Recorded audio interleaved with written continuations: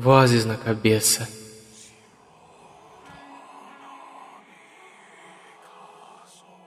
A situação mais terrível que passei em minha vida foi há 9 anos. Eu admito, era apenas um menino estúpido da segunda série. Não sabia quanto sofrimento e coisas terríveis existiam neste mundo. Mas essa história não é sobre mim. É sobre uma menina que conheci em minha escola. Nós a chamávamos de Mary. Eu não a conhecia muito bem. Era muito quieta. Quase nunca falava em sala de aula. Roía muito as unhas e sempre tinha cabelo comprido no seu rosto. Ela parecia estar sempre enojada ou com uma expressão indiferente. Mas talvez o mais estranho dela eram seus olhos. Eram de um azul pálido e eram fundos.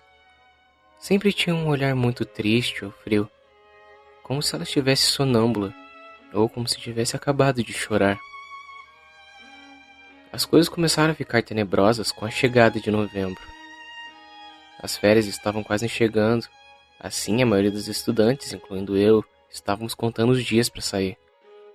Eu estava na aula de história, lendo um capítulo lá de 1800, quando um ruído me distraiu.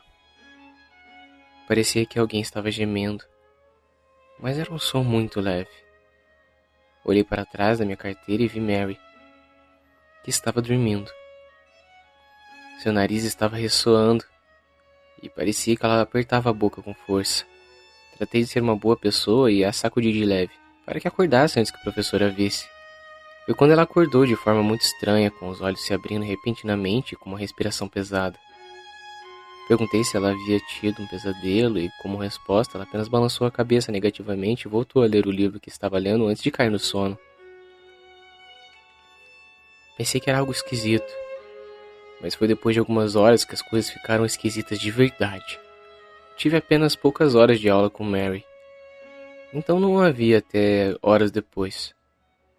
Minha professora de ciências me enviou à secretaria para tirar cópias de uma folha de trabalho, pois ela tinha esquecido de tirar no dia anterior. Quando estava a caminho, tudo parecia fora do lugar. As pessoas que eu precisava encontrar não estavam e a enfermaria estava completamente fechada. A curiosidade me fez caminhar até a porta da enfermaria. E coloquei a orelha na porta, e isso foi o que eu escutei. Por que ninguém além de mim pode ouvi-los? Escute, ninguém tá lhe dizendo nada, você precisa dormir. Não! Se eu fechar os olhos, eles vão me encontrar. Por favor, para de gritar. Não faça escândalo.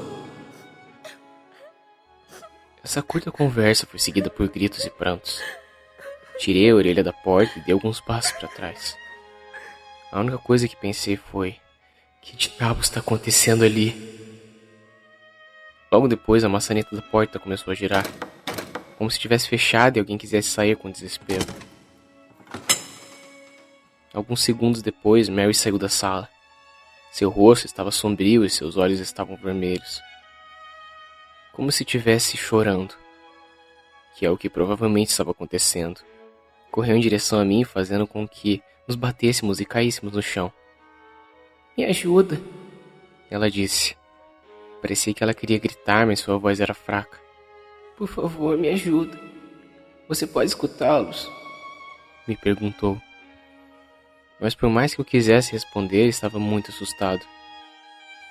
Seus olhos não pareciam tristes ou sonolentos, mas eu via neles o limite da loucura. Eu não conseguia dizer nada.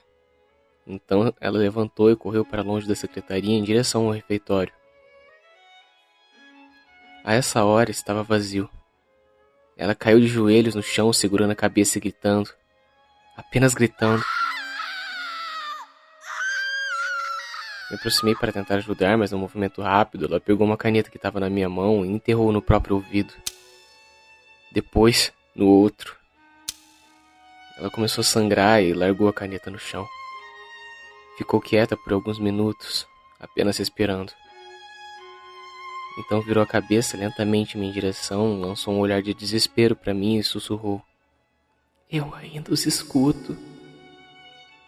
Depois desse dia, nunca mais vi a Mary. Boatos dizem que ela foi para o manicômio, que cometeu suicídio e alguma coisa do gênero. Eu nunca saberei qual foi o destino que ela tomou.